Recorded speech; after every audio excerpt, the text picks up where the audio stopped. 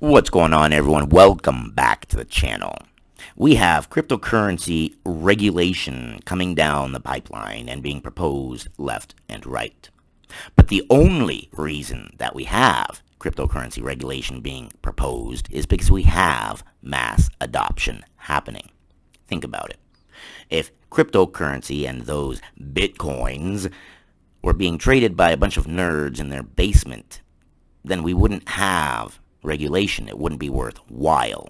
But because many eyes are on cryptocurrency and many eyes want to be on cryptocurrency, we have regulation incoming. So why?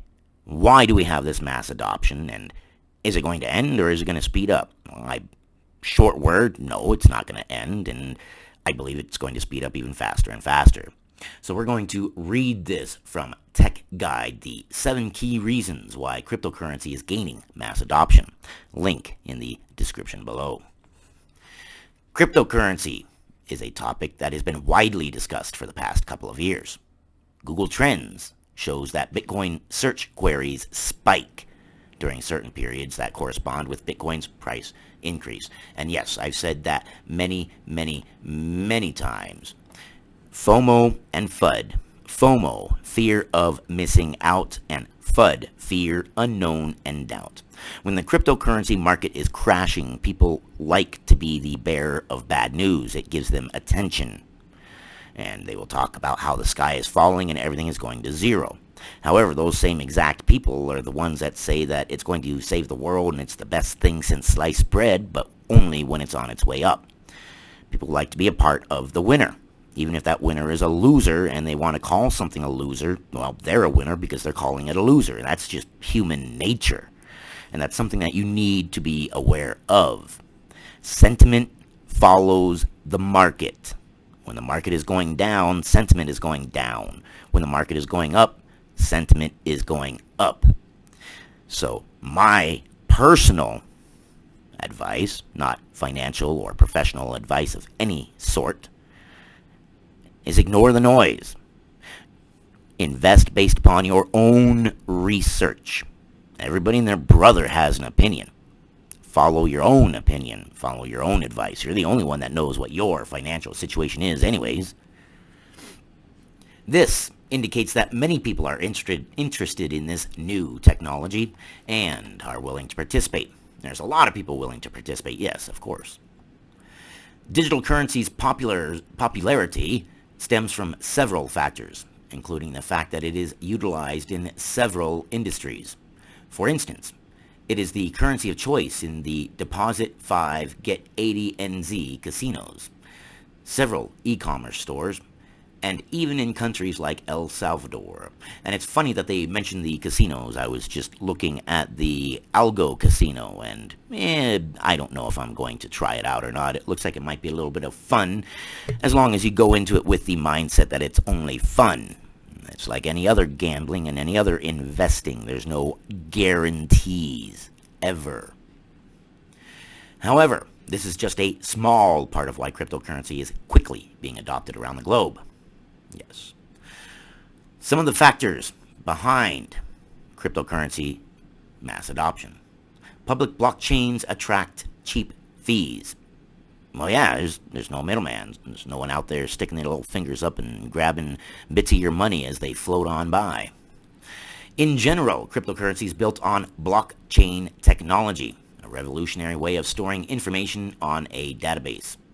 Popular cryptocurrencies like Bitcoin, Ethereum, and Dogecoin use public blockchains to record transactions. And it can be used for a lot of other things other than just cryptocurrencies, but cryptocurrencies do it best.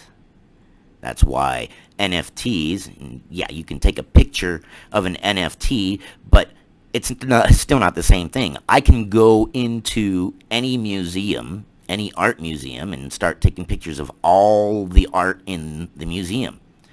Still doesn't mean I own the art. It's still in the museum. It's the same thing with NFTs. You saw that whole scandal with Elon Musk where he changed his Twitter profile pic to an NFT, and then someone took a picture of it and said, look, see, there, I own it. Well, no, you don't. It's the same thing as taking a picture of anything else. Doesn't mean that you own it. If I took a picture of the White House, does that mean I own the White House? No. No, it does not. Blockchain can be used in all kinds of different scenarios. It's a very quick, very fast way to verify the status of whatever blockchain you're in, recording the transactions, and they're there forever. Typically, public blockchains attract low fees for transactions made on the network. While it's true that fees can arise from time to time, the surges are attributed to a transient increase in the crypto's buying pressure. When you compare it to the conventional online payment options with fixed charges, cryptocurrency becomes a much better choice. There are certain times when it peaks a little bit above traditional, but in general, cryptocurrency is quite a bit cheaper as far as fees. Cryptocurrency has zero affiliation with governments. Now, that's going to change. Mark my words, that is going to change. As cryptocurrency gets more and more popular, there are going to be ones that get shut off. This latest proposal for cryptocurrency regulation, let's see, Bitcoin, most likely Ethereum, and then they said dozens of other cryptocurrencies will be regulated under the CFTC. All others will be under the Security and Exchange Commission. They're going to be regulated. They're going to have government affiliation. That's a pipe dream. Complete decentralization in cryptocurrency as it's being mass adopted and then being used by a government? No, not going to happen. My analogy for that still stands. If you believe that cryptocurrency should be completely unregulated and completely decentralized, then take your front door, take it off the hinges, remove it, throw it away because you're not going to need it anymore. Advertise that your door is open for anybody to come in your house and do whatever they want. You're not going to vest them. You're not going to find out who they are, where they come from, or what they're about because you just don't care. You're just going to let them run amok in your house and then go to bed and live your life like normal and leave your house and leave these people in your house because, well, obviously you trust them even though you didn't vet them and you have no idea who they are, where they come from, or what their intentions are, right? It's the same thing with finances and governments. Why would a government ever open the door for their citizens to be abused? I mean, not necessarily, obviously. There's things that it could do good, but why would they risk it? They wouldn't. Of course, governments are going to get their hands on it. There's no way around it. We cannot have an asset class that is unregulated and completely decentralized running a nation. No nation in the world will allow it. It just won't happen. And you got to put yourself in that nation's shoes and use that house analogy. Would you let just anybody in your house without regulation, without vetting, without knowing who they are and what their intentions are? No, you're not. It's the same thing with governments and cryptocurrencies. So I don't know about that point.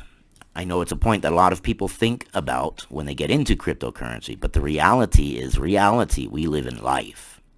No government is going to allow an unregulated, completely decentralized cryptocurrency run amok.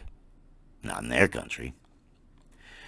Cryptocurrencies can offer investors gains. Yes, they can, but caveat here. They can also offer you crashes, as you're seeing right now. Never invest. Never, ever, ever invest with the idea that you're going to go up and up and up and up. I've seen it a million times. Heck, I've done it a couple times or so. Don't do it. Always invest with the idea that, hey, I'm kissing this $1,000 goodbye. I'm never going to see it again. Then if it goes up, it's a nice, pleasant surprise. If it goes down and it dips, you're not panicking. You've already got your mindset set. Virtual currencies are easier to use. Yes, they are now, which is another sign of mass adoption. When something is complicated and hard to use, not very many people are going to use it. Then over time, as more and more people use it, and more use cases come up, and more people talk about, hey, we can do this with it, we can do that with it, hey, if you do this and do that, then it changes this, well, then it gets easier because people can talk to each other. More people use it. More user interface breeds more methods of ways to use it, and it makes it easier to use as time goes on. So it is getting easier to use, absolutely. Due to innovations in the crypto space, virtual currencies are becoming easier to use. For instance, there are crypto debit cards in use in different countries. Even though this innovation is not common everywhere, it is definitely used in some regions. Yeah, and if you look at the past, at one point in time, they weren't available anywhere. And now they're available in a few places.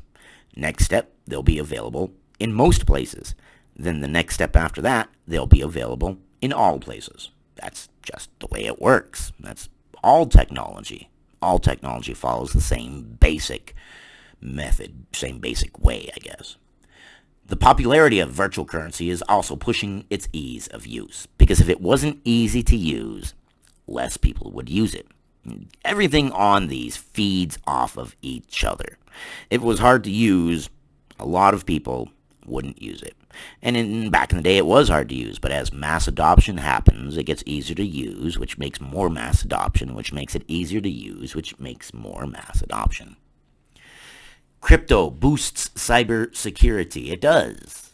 Cryptocurrency is quite secure, depending on what kind of blockchain. The adoption of the internet has allowed an upsurge in internet threats. Cyber attacks are usually on finances and personal data. It's frighteningly easy to get your internet banking credentials stolen by hackers. It is. It really, really is. And for some reason, that's it. It just ended. And that wasn't 7, I don't think. 1, 2, 3, 4, 5. Okay. Well, that was the end of the article there. Cryptocurrency mass adoption and cryptocurrency regulation. Do you see how everything is tied into everything else? It's like a self-fulfilling prophecy.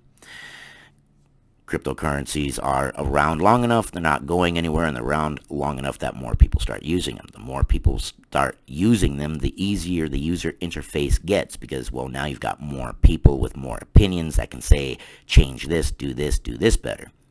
The bigger the product, the cryptocurrencies get, the more money they get in. The more money they get in, the better developers they can get. The better developers they can get, the better user interface. The better user interface, the more users. The more users, the more adoption. Everything plays off of each other. And regulation is a sign. It's a sign that we're almost there. And these are exciting times. You guys are amazing. Gosh, you're amazing. And I thank you for your patience. And I can't wait to see you guys on the next one.